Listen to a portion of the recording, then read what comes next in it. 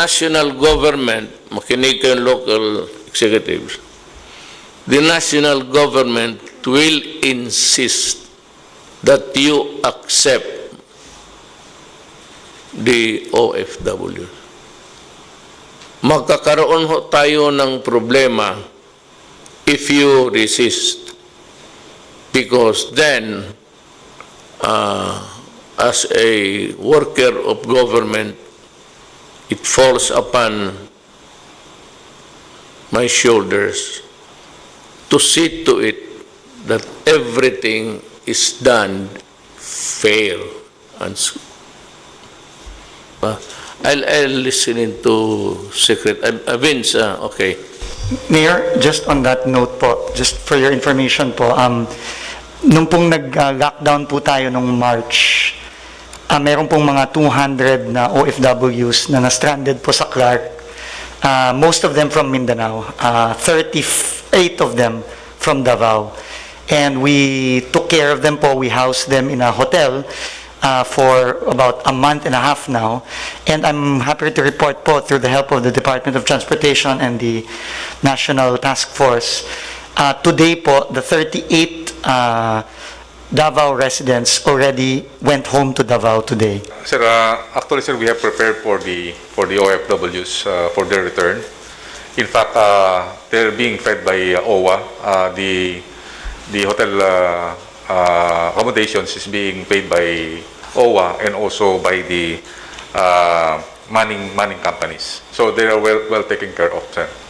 Then we will give you a presentation by Mr. Vince Dison on how we will immediately swab we organize a micro-swabbing areas so that all the OFWs will be swabbed immediately so that they can go home. After they were tested negative, maybe after 3 days or 4 days, they can go home already with the certification of the Bureau of Quarantine that they are COVID-free. Yes, I think that there's no valid reason really to delay the return. Yes, sir. If they are found to be free from infection. Yes, to dilly-dally on this, it's to me a cruel thing, and it is not good for. I'm happy that you have an unahan and you were step ahead. Yes, sir. And I said you're prepared. Sir, actually, sir, we prepared with because I'm taking orders from Secretary of DOH and also with the National Task Force and the ISILG. We are coordinating, sir.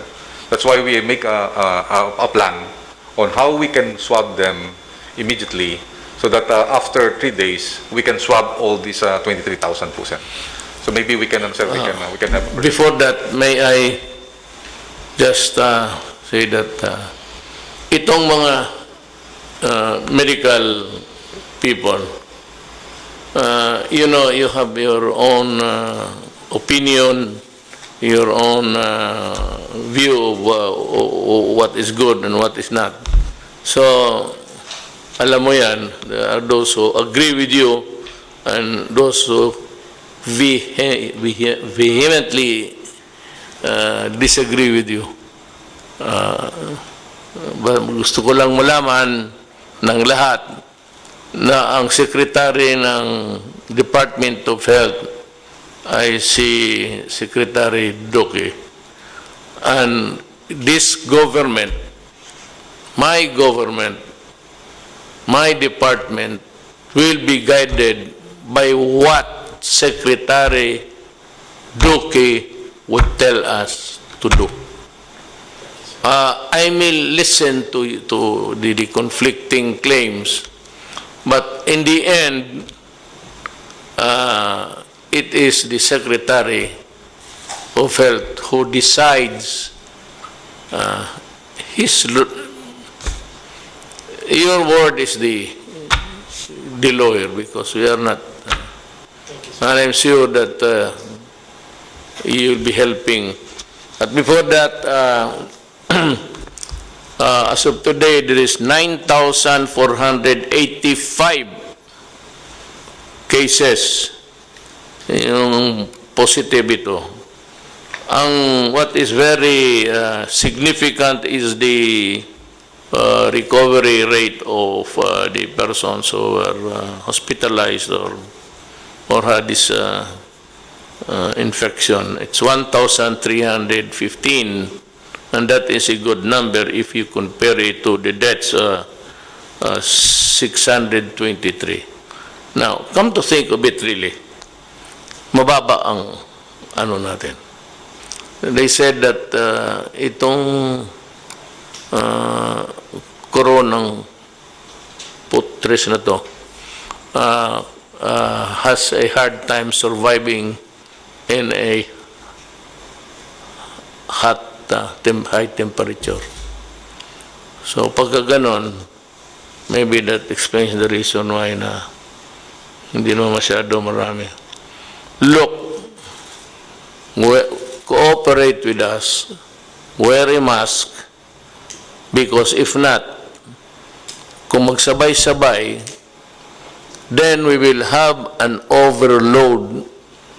Now, do not tell me later on na hindi tayo nag-prepare, because we have so many hospitals.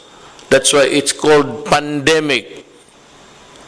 If it's local, it's epidemic. Pandemic is worldwide. Tinamaan lahat. So, just cooperate because wala naman kami hangarin dito para pahirapan kayo. As a matter of fact, we're really trying to figure out how we can ease up the miseries that has been imposed on us. I just wanted to start po, with the permission of Secretary Duque and Secretary Galvez, with a quote from the WHO, no? And I think it's very important for us to understand how important testing is in this battle against COVID-19. And I just want to read the highlighted part. You cannot fight a fire blindfolded, and we cannot stop this pandemic if we don't know who is infected. There is a simple message for all countries, and that message from the WHO is to test, test, test. Sabi nga po ni General Galvez, kumbaga sa gera po, kailangan i-unmask natin yung kalaban, no? Kasi kung hindi natin iti-test, hindi po natin alam kung sino po ang nahawaan na nitong kalaban na ito. Ang kalaban po ay yung disease, hindi po yung taong may sakit. Ang kalaban po ay yung sakit itself. But to unmask that, we have to test. So, it also, I think is very important, especially from a communications point of view, Mayor, that we need to ramp up testing to save lives. And alam niyo naman po, yung mga kababayan natin, marami sa kanila, higit na nakararami sa kanila, ganito po silang mamuhay, no? Dikit-dikit sa bahay, wala naman pong ability to self-isolate. So, kailangan po talaga i-test natin ang mga kababayan natin para po mahiwalay natin ang mga may sakit dun sa hindi may sakit. At protektahan po natin yung further spread ng COVID-19. And as you said earlier, Mr. President po, hirap na po ang mga kababayan natin, hirap na po ang ekonomiya.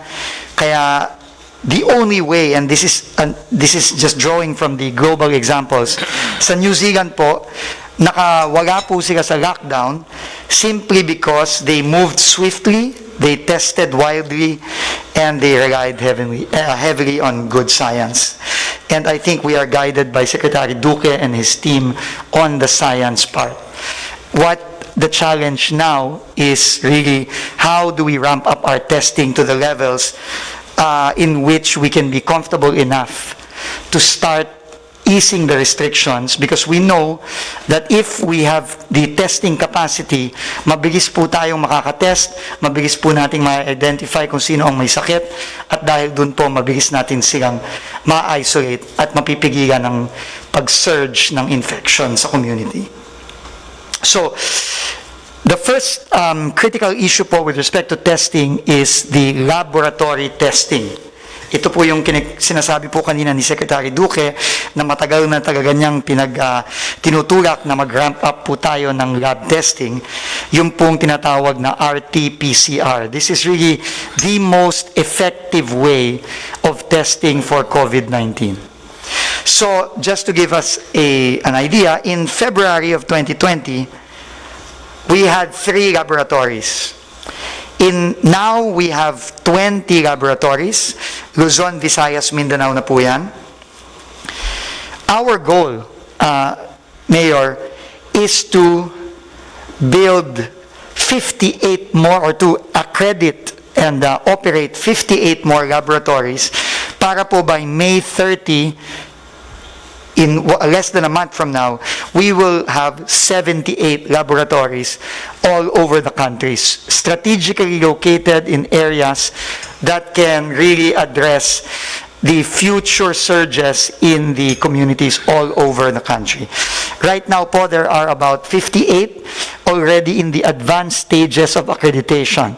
And that is really what we need to do po. We need to speed up, and Secretary Duque emphasized this po, we need to speed up the accreditation of these labs in order for them to begin operation within the month of May. As an example po, no, this is really not meant to either pat our backs or also at the same time belittle us, but if we look at Vietnam, Mr. President, Mayor po, no? Vietnam po, in January of 2020, had 3 labs. 3 po ang laboratories nila. Ngayon po, they now have 112 laboratories. No, and this is, I think, we can draw from the experience of Vietnam and all other countries like Korea and Germany, those that have tested very, very swiftly and very broadly. Kasi ito po talaga ang way. Once na we have enough testing capacity, sabi nga po ni Secretary Duque at ni Secretary Galvez, mas magiging kampante po tayo na mag-ease ng restriction. So, tests per day, we look at the best countries in the world. Germany is ahead, 120,000 tests per day. No, very, very aggressive po, and talaga pong gumastos sila ng katodo-todo dito. No? This is not cheap. ART-PCR test ranges anywhere between, I think, 2,000 to, for the private labs, I think it goes up to above 5,000. No, it's not cheap. But it is absolutely necessary po. We need to really invest in the testing capacity. Also because we know that a vaccine is not forthcoming soon. After detecting, testing, and tracing, we need po to isolate. Kaya po nung kaka-appoint lang po ni Secretary Galvez, as Chief Implementer, tinawagan po niya si Secretary Villar and myself para po bilisan ang pagtatayo ng mga mega quarantine facilities.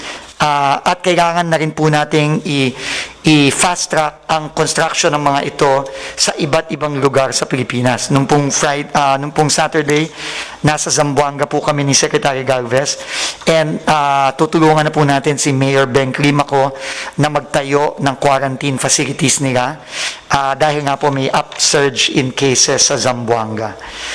So we have to isolate them. Then we have to treat them. No?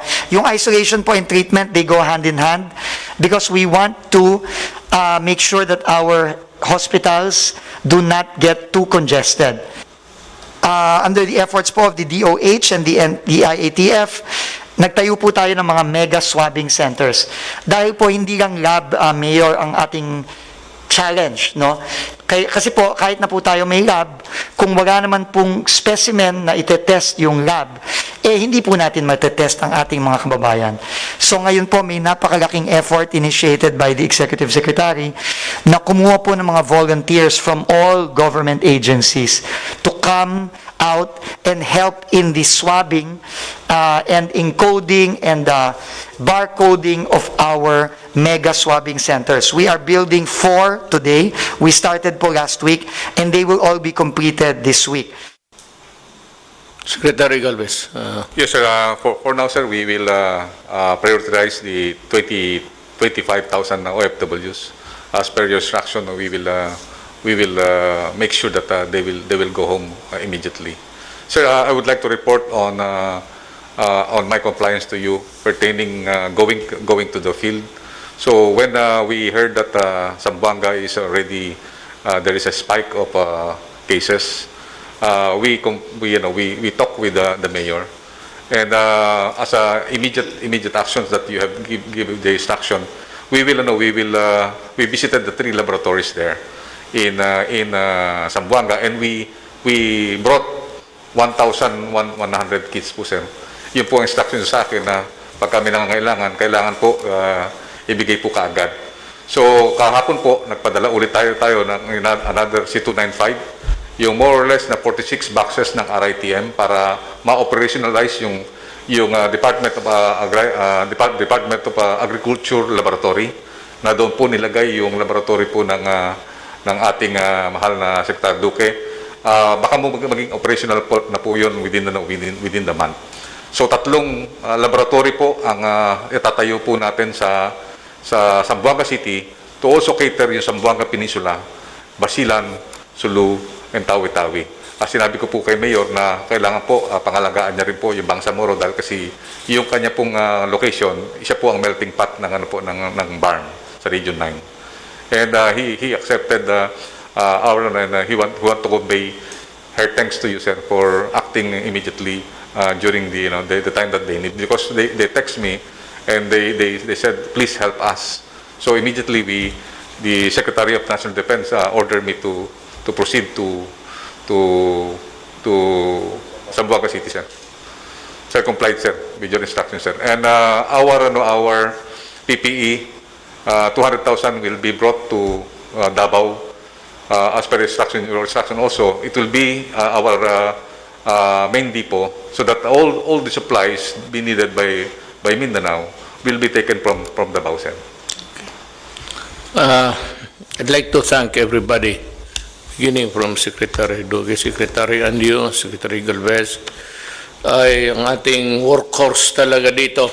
Well, I know that overwork kayong lahat, especially hurried masyado yung Secretary Duque, but that is the price of public service.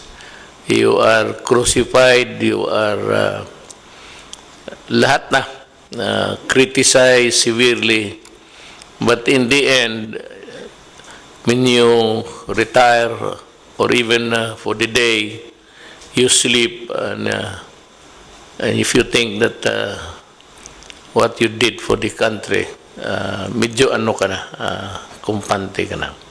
So this I would like to address myself also to General Anyo. The responsibility of controlling COVID is not a national responsibility only. A part of government, kaya nga dito, I operate as president, then since I cannot run my own errands, maraming trabaho, so meron akong Secretary of Health, because I cannot be the Secretary of Health, Defense, lahat na. So, I cannot, as the saying goes, I cannot run my own errands. I function through the cabinet, and down the line, ang local government falls under the DILG headed by Secretary Anyo. Kailangan tumulong kayo. Even in the matter of the swabbing thing, if you can provide a place for the health guys to operate comfortably and immediately, do it. Para sa inyo yon. Trabaho ninyo yan eh. Hindi lang yan trabaho ng local government. Just don't tell us to buha problema yan, tapos sabihin ninyo mag-close kayo dyan. Well, I see the validity of that move, but then again, you have to, come to terms with the Constitution. I heard also, I'm sure, sa city of Iloilo, hindi ninyo tinanggap yung mga OFW, Sir, Mayor, nakikiusap ako sa inyo na sundin lang ninyo yung guidelines. I will operate through the DILG. Kasi it's either sumunod kayo or I will impose it on you. Sumunod kayo sa magandang paraan o pipilitin ko na sumunod kayo, which is actually, I do not want to embarrass people. I have full faith and confidence. Sa Iloilo siguro, I think by this time it has been resolved. Importante lang that the returning workers, our brothers and sisters who have labored abroad, to give us also their share of their income with us. Kaya yung remittances ng dollar is one of the pillars ng ating economy. GDP niya is malaki ang binibigay ng OFWs, and we do not want to repay them with this kind of behavior. So Davao, I think, Inday has accepted it according to Bong and the others. The other places do not play heroes. Avoid it because, I said, we remain to be a unitary form of government. We are not federal. Federal, makaano ka. Because you have a great thing about local autonomy in its purest form. Ang Pilipinas, hindi po, it's presidential type and being controlled by the national government, lalo na itong mga ganito. I do not have to lecture. I just want to remind people also listening na ganun ho ang ating patakaran. Now, yung baka sakali, itong mga lalabas, observe in the meantime, please kindly observe the mask and the distance rule. Yung medyo malayo ka na. Huwag kayong magdikit-dikit because yung nga sabi nila the easiest way to transmit is to be kissing each other.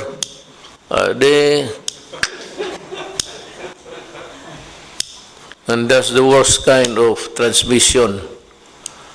If you want to transmit your love, go ahead.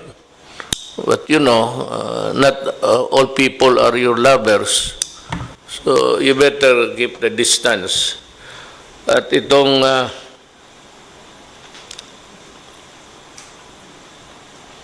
yung mga big business, let me tell you something. Meron tayong mga problema noon, which was really part of governance, and which I hope you'd understand that it was really part of my sworn duty as an employee of the government who heads the executive department.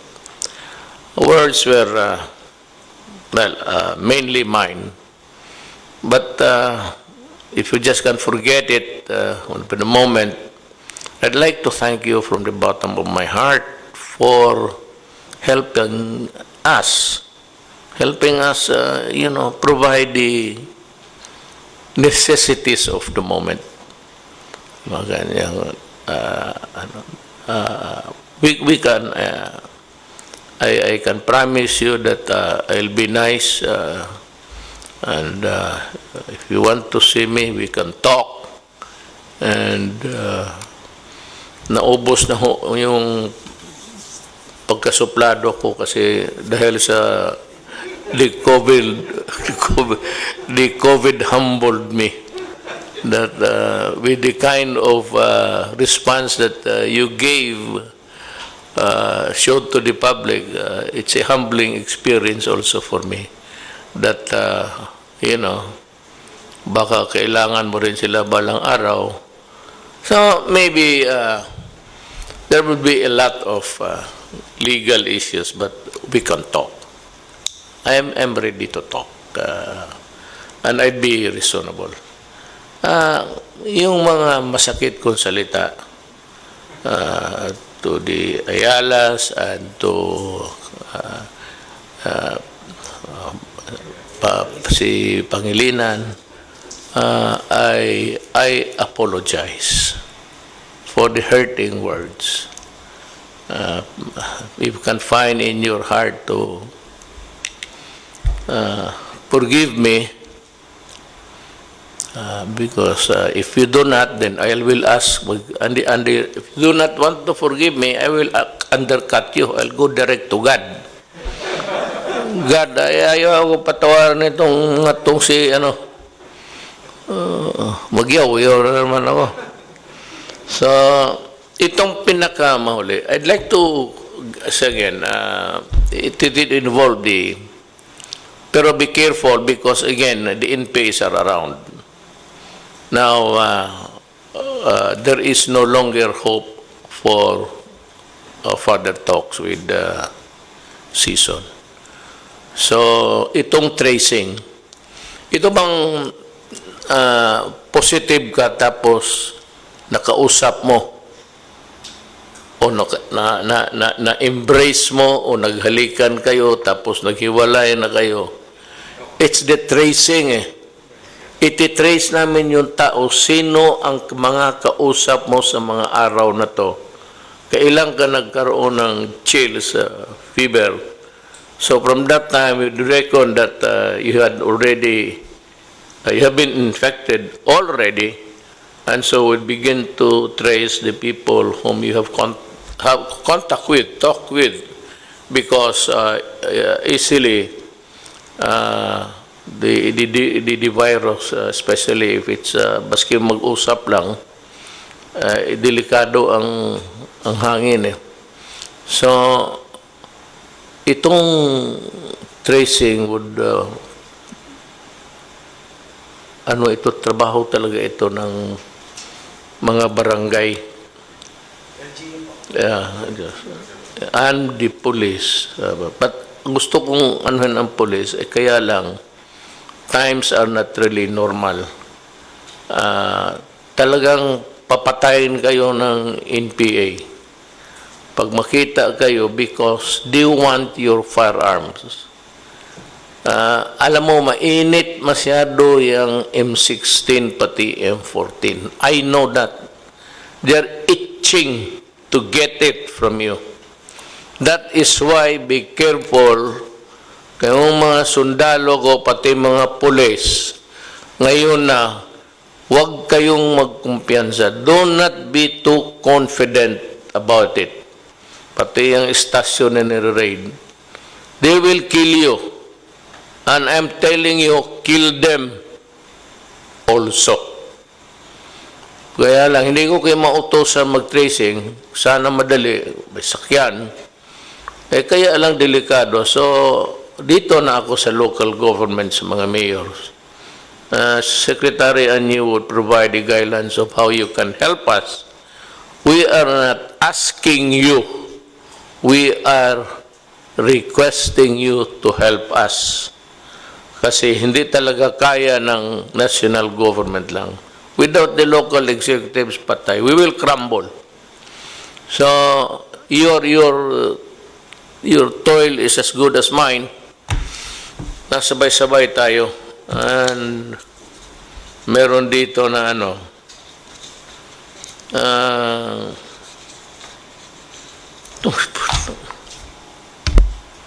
sinabi ko na sa inyo noon, huwag sa panahong ito. Merong mga wala akong ayab, basta local government employees. Lahat naman tayo workers eh. Diretsuhin natin, local government workers. I do not want to to mention titles here. Meron, sinabi ko na sa inyo, huwag ninyo, do not, lang kay, good boy ako nga na, hindi ako magmura. Sinabi ko na sa inyo na kung may gawin kayo, huwag sa panahong ito. Alam ko noon pa, sinabi ko na sa kanila na ako nagre-resist na ipadala ko sa, alam nila, no?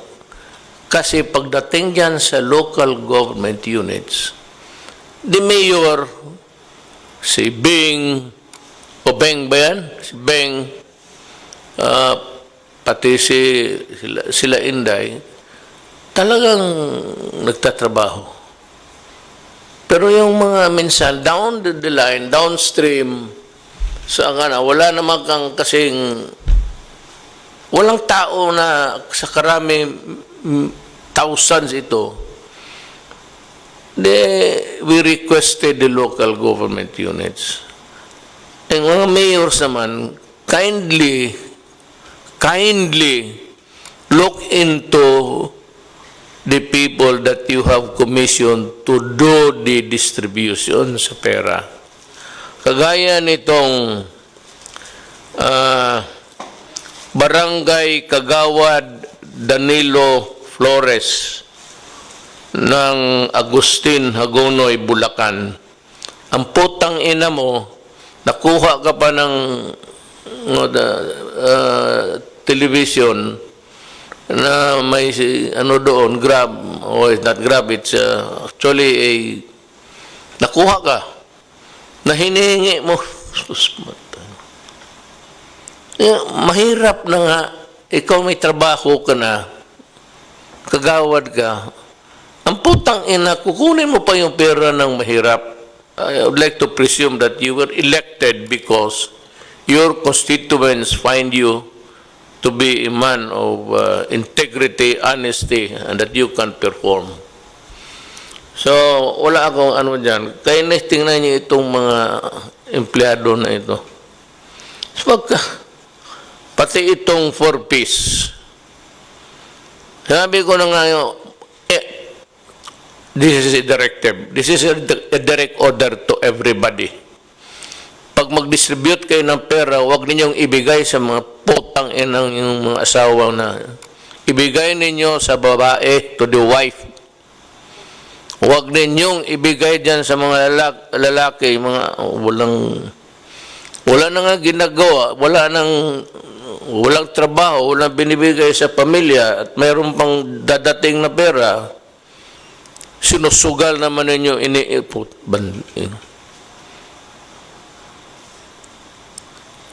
Kung ako ang mayor, maabutan mo. Drinking ang gambling sa tulong ng tao.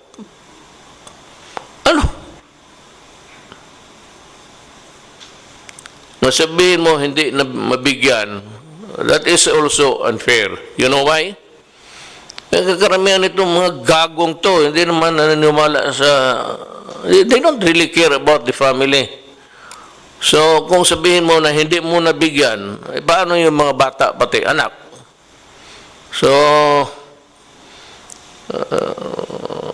I'm sure Secretary Anyo can provide a mechanism of how to do it. Either we give you the supplies, the amount that you are going to receive. We can always give you the equal value of what you should be receiving. Pagkain na lang. Kasi yung ibigay mo, baka itong mga wala ng trabaho, ibigay mo naman sa asawa yung pera, maglasing doon sa labas, tapos pagbalik, inutil na nga ang putang ina niya, magbubugin pa ang asawa. Wala namang ibang mabugbog. Bakit hindi ka magbugbog ng... Hanap ka ng pulis dyan, no? Batukan mong ulo. Para makita mo, itong mga to, marami yan. They are aplenty. Kaya mga Pilipino, pag malasing, wala nang binibigay sa pamilya, nambugbog pa ng pamilya, bata pati. Mga kababayan ko, I hope that I have enlightened you about what we are doing. Lahat ito, wala. Itong lahat discussion na ito, COVID, tapos to protect and save the Filipino. That is all there is to it. Maraming salamat po. Inatasan po ako ng ating Pangulo na inanunsyo na sa kagustuhan po ng ating Pangulo na matigil yung pangungurakot pagdating po sa SAP at iba pang ayuda ng gobyerno na ginawa po ni Kagawad Danilo Flores ng Hagonoy, Bulacan. Siya po ay magbibigay ng pabuya ng 30,000 pesos sa lahat po na magre-report ng mga local officials na kumakana o kinukurakot ang mga ayuda para po sa mga mahihirap. Tumawag lang po kayo sa 8888. Siyempre po, kung gusto nyo ng ayuda, mag-iiwan kayo ng pangalan at telephone number. At pag napatunayan po yung inyong reklamo sa korupsyon laban sa mga lokal na opisyales na kinukurakot yung mga ayuda na pinamimigay ng gobyerno, 30,000 pesos po ang pabuya na ibibigay ng ating presidente sa inyo. Alinsunod po ito sa zero tolerance na ating presidente laban sa korupsyon, lalo-lalo na po doon sa mga kumakana at kumukurakot ng ayuda para sa mga mahihirap.